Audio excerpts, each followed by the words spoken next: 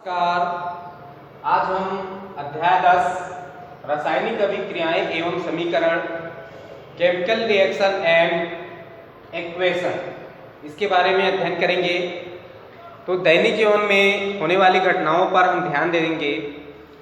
तो उसमें होने वाले बहुत सारे परिवर्तन आपको दिखाई देंगे, जैसे दूध से दही का बनना, कोयले का जलना, भोजन का पकना, लोहे पर जंग का लगना।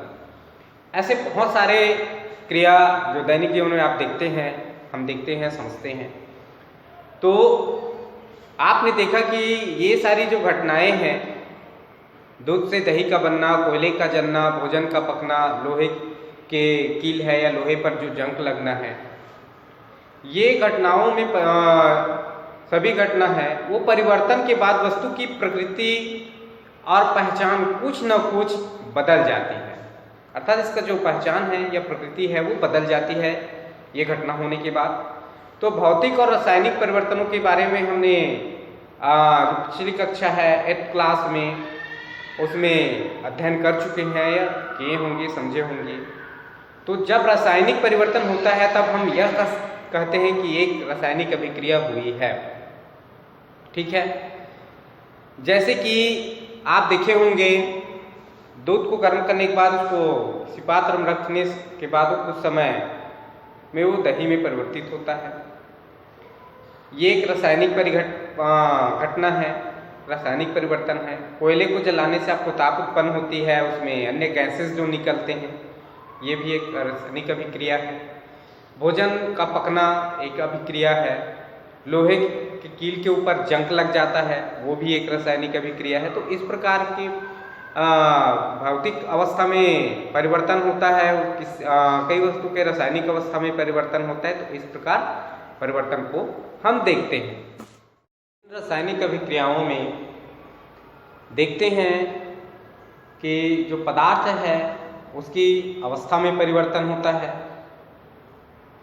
पदार्थों के रंग में परिवर्तन होता है, रासायनिक क्रिया के दौरान गैस उत्पन्न होती है, रासायनिक क्रिया के फलस्वरूप तापमान में भी परिवर्तन होता है। अर्थात किसी भी वस्तु में जब परिवर्तन होता है उसके गुणों में, भौतिक गुण में भी हो या रासायनिक गुण में, तो रासायनिक गुण में भी परिवर्तन होता है। तो ये उसकी अवस्था है, रंग है, ये परिवर्तन होता है। रासायनिक जब क्रिया होते रहती तो उसमें गैस उत्पन्न होता है। इसी प्रकार रासायनिक क्रिया के फलस्वरूप उसके तापमान में भी परिवर्तन होता है। ये सारी अभिक्रियाएं हम अपने दैनिक जीवन में या अपने आसपास में देखते रहते हैं। ठीक है, इसके बाद हम देखते हैं रासायनिक समीकरण, केमिकल इक्वेशन। तो रासायनिक समीकरण क्या होता है ये जानते हैं।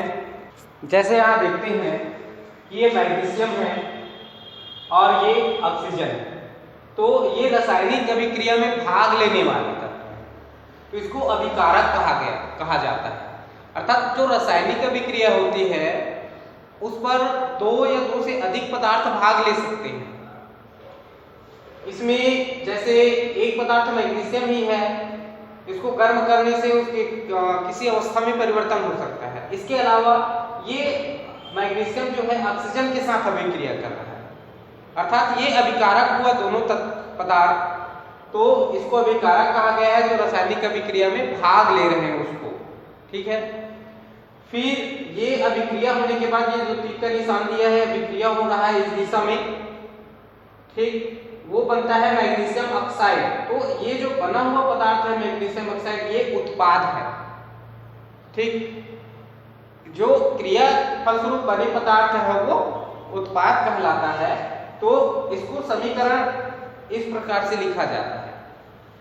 ये अभिक्रिया में मैग्नीशियम और ऑक्सीजन ऐसे पदार्थ हैं जिनमें रासायनिक परिवर्तन होता है, इन्हें अभिकारक कहते हैं। और नए बने हुए पदार्थ जो मैग्नीशियम ऑक्साइड है वो उत्पाद है। ध्यान रखिए, शाब्दिक जो समीकरण के रूप में लिखी गई ये रासायनिक अभिक्रिया है, इसको शब्द में लिखा गया है। इसमें अभिकारक को उत्पादों में परिवर्तन के बीच जो तीर का निशान है वो किस दिशा में हो रहा है उसको दर्शाया गया है तीर के निशान से। और अभिकारक जो है, अभिकारकों को तीर के निशान की बाईं ओर तथा उत्पाद को दाईं ओर लिखा जाता है, ये भी ध्यान रखना है। ये जो तीर का निशान है, तीर के निशान के जो बाईं ओर, तीर के निशान के बाईं ओर उत्पाद है और दाईं ओर अभिकार, तीर के जो बाईं ओर है वो क्या है, अभिकारक है, और उसके जो दाईं ओर है वो उत्पाद है। इसी प्रकार इसमें अभिकारक के उत्पाद एक से अधिक होते हैं तो उनके बीच में क्या योग किया जाता है, उसको धन से लगाया जाता है। अभिकारक जो है एक भी हो सकता है या दो से अधिक भी हो सकता है। तो यहाँ दो है उत्पाद, अभिकारक, दो अभिकारक है, तो यहाँ दोनों के बीच ये योग हो रहा है, जोड़ रहा है, तो इसको धन का निशान लगाया गया है। ठीक है, इसके बाद देखते हैं रासायनिक समीकरण लिखना। तो रासायनिक समीकरण लिखना, शब्दों की जगह रासायनिक सूत्र लिखकर रासायनिक समीकरण को अधिक संक्षिप्त और उपयोगी बनाया जा सकता है।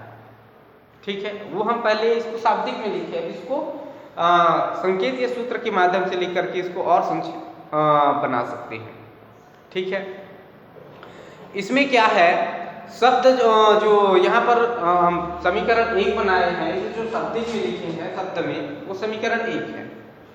इसको हम यदि संकेत में लिखते हैं तो वो इस प्रकार होगा, ये मैग्नीशियम है और ये ऑक्सीजन है। ठीक है, तो मैग्नीशियम ऑक्सीजन मिलकर के Mg, मैग्नीशियम वो ऑक्सीजन है, ये उत्पाद है, अभिकारक है, और ये अभिकारक विक्रिया करके मैग्नीशियम ऑक्साइड बनाता है, और ये समीकरण 2 है, MgO, मैग्नीशियम ऑक्साइड बनाया हम। तो तीर के निशान के बाईं तथा दाईं ओर के तत्वों के परमाणुओं की संख्या की गिनती कर उनकी तुलना करते हैं। यदि दोनों ओर तत्वों के परमाणु की संख्या समान नहीं हो तो समीकरण असंतुलित है। ठीक है, मान लो यहाँ पर हम O2 लिख दिए, यहाँ पर O2 नहीं है, Mg एक तत्व है, O2 इसके 2 है, तो MgO बस हो रहा है, MgO हो रहा है, ये संतुलित नहीं हो। यहाँ देखेंगे कि पदार्थ की जो अविनाशिता के नियम अनुसार किसी भी रासायनिक अभिक्रिया में पदार्थ का न तो निर्माण होता है और न ही वह विनाश होता है, अर्थात अभिक्रिया के दौरान परमाणु न तो बनते हैं और न ही नष्ट होते हैं। यहाँ इसका जो रंग है या गुण है उसमें परिवर्तन होने के कारण ये अलग भले हो जाएगा, लेकिन इनकी संख्या उत्पाद में भी अभिकारक के समान ही रहेगी। ऑक्सीजन 2 है या मैग्नीशियम 2 रहेगा तो वो भी जो उत्पाद है वो भी मैग्नीशियम की संख्या 2 ही रहेगा, ऑक्सीजन की संख्या भी 2 ही रहेगा। इस प्रकार का होता है। यहाँ पर किसी रासायनिक अभिक्रिया में अभिकारकों का कुल द्रव्यमान उत्पादकों के कुल द्रव्यमान के बराबर भी होता है। दूसरे शब्दों में इसको कहेंगे तो रासायनिक अभिक्रिया के पहले और बाद में प्रत्येक तत्व की परमाणु की संख्या समान होती है, इसलिए समीकरण को संतुलित करना अति आवश्यक होता है। यहाँ हम देखेंगे रासायनिक समीकरण को संतुलित करना आप कैसे करते हैं इसको। यहाँ हम देखते हैं हाइड्रोजन और ऑक्सीजन से पानी बनने की अभिक्रिया का रासायनिक समीकरण। तो यहाँ हाइड्रोजन ऑक्सीजन का पानी बनने का रासायनिक समीकरण देखेंगे तो इसमें देखेंगे H2+O2 और ये बना है H2O। यहाँ पर हाइड्रोजन 2 ऑक्सीजन 2, यहाँ पर हाइड्रोजन 2 ऑक्सीजन 1, H2O2 ये अभिकारक भाग लेकर के H2O बनाता है, उत्पाद यानी पानी बना रहा है। लेकिन यहाँ संख्या क्या है ये देखिए, आगे स्टेप में देखते हैं, समझते जाते हैं ना इसको। H2+O2 और H2O ये उत्पाद बना है पानी बनने की अभिक्रिया में। यहाँ पर देखेंगे रासायनिक समीकरण को संतुलित करने के लिए, पहला ध्यान सुनेंगे, रासायनिक समीकरण को संतुलित करने के लिए सबसे पहले सूत्र के चारों ओर हम बॉक्स बना लेते हैं। समीकरण को संतुलित करते समय बॉक्स के अंदर कुछ भी परिवर्तन नहीं करना है। ठीक है, तो यहाँ पर हम ये बॉक्स बना लिए। मान लो इसको और दोबारा लिखते हैं, H2 ये बॉक्स बनाए प्लस O2 ये बॉक्स बनाए। ठीक है, और इसमें फिर लिखते हैं ये उत्पाद बना H2O। ठीक है, अब इसको चौथा समीकरण मान लेते हैं। ठीक, H2O2 को फिर आगे स्टेप में देखते हैं। यहाँ पर हम देखेंगे जो समीकरण 4 है वो असंतुलित समीकरण 4 में उपस्थित विभिन्न तत्वों की परमाणु संख्या का हम संख्या देखते हैं पहले यहाँ पर। तो यहाँ पर देखेंगे ये हाइड्रोजन है और ये ऑक्सीजन है, ठीक है। हम देखेंगे अभिकारकों में परमाणुओं की संख्या बाईं ओर जो है अभिकारकों में परमाणुओं की संख्या, तो हाइड्रोजन में परमाणु की संख्या कितनी है? 2 है। हाइड्रोजन में बाईं ओर देखते हैं तो हाइड्रोजन में परमाणु की संख्या 2 है और ऑक्सीजन में परमाणु की संख्या कितनी है? 2 है, ठीक है। फिर अब दाईं ओर देखेंगे जो उत्पाद बना है उसमें हाइड्रोजन की संख्या कितनी है? 2 है और ऑक्सीजन की संख्या कितनी है? इस ओर 1 है। ऑक्सीजन की परमाणु संख्या उत्पाद में, अभिकारक में हाइड्रोजन की संख्या 2 और ऑक्सीजन की संख्या परमाणु संख्या भी 2, लेकिन उत्पाद में हाइड्रोजन की संख्या 2, ऑक्सीजन की संख्या 1 ही आ रहा है, ठीक है। तो हम समीकरण जो 3 में स्टेप अब नेक्स्ट देखते हैं। तो समीकरण 4 में बाईं ओर ऑक्सीजन परमाणु की संख्या 2 है जबकि दाईं ओर मात्र 1 है, ठीक है। अतः ऑक्सीजन परमाणु को संतुलित करने के लिए अब क्या करना पड़ेगा? हमको क्या करना पड़ेगा कि अभिकारक में हमको 2 O2 करना पड़ेगा, 2 O2, और संतुलित करने के लिए हमको प्रारंभ में 2 है और संतुलित करने के लिए भी हमको अभिकारक में 2 रखना पड़ेगा और उत्पाद में भी क्या करेंगे? 1 गुणा 2 ही करना पड़ेगा। यह याद रखना आवश्यक है कि परमाणु की संख्या बराबर करने के लिए हम अभिक्रिया में जो भाग लेने वाले तत्वों और यौगिकों के सूत्रों को नहीं बदल सकते। भाग लेने वाले, इसको याद रखना है, परमाणु की संख्या बराबर करने के लिए अभिक्रिया में जो भाग लेने वाले तत्वों और यौगिकों के सूत्रों को नहीं बदल सकते। जैसे कि ऑक्सीजन परमाणु को संतुलित करने के लिए हम 2 से गुणा करके 2H2O लिख सकते हैं, 2 से गुणा करके 2H2O ये लिख सकते हैं, ठीक है। लेकिन H2O2 नहीं कर सकते, H2O2 नहीं कर सकते। इसको समझ रहे हो ना? हम क्या कर सकते हैं? इसको संतुलित करने के लिए 2O2 2H2O कर सकते हैं। ऑक्सीजन की संख्या तो हाइड्रोजन की संख्या 4, 2H2O हो सकता है, लेकिन 2 हाइड्रोजन और 2 ऑक्सीजन ये नहीं होगा यौगिक में, ठीक। तो हमको आंशिक रूप से संतुलित समीकरण ऐसा करना पड़ेगा कि H2 और O2 ये अभी क्या होगा? 2H2O। यहां पर हम लेंगे क्या कर रहा हूं? H2 प्लस O2, तो ये 2H2O। तो हाइड्रोजन परमाणु संतुलित नहीं है। आंशिक रूप से संतुलित समीकरण जो समीकरण 5 में हाइड्रोजन संतुलित करते हैं, मान लो इसको समीकरण 5 हम बनाते हैं, तो ये भी आंशिक रूप से संतुलित अभी नहीं है, क्योंकि आंशिक संतुलित समीकरण में 2H2 2 गुणा 2 करना है इसको संतुलित करने के लिए, और उसके उत्पाद में 4H2 होना चाहिए, ठीक है। तो इस प्रकार हो सकता है, ये जो भाग लेने वाले हैं वो इस प्रकार पर 2H2 प्लस O2, अब ये अभिक्रिया किया 2H2O, ठीक।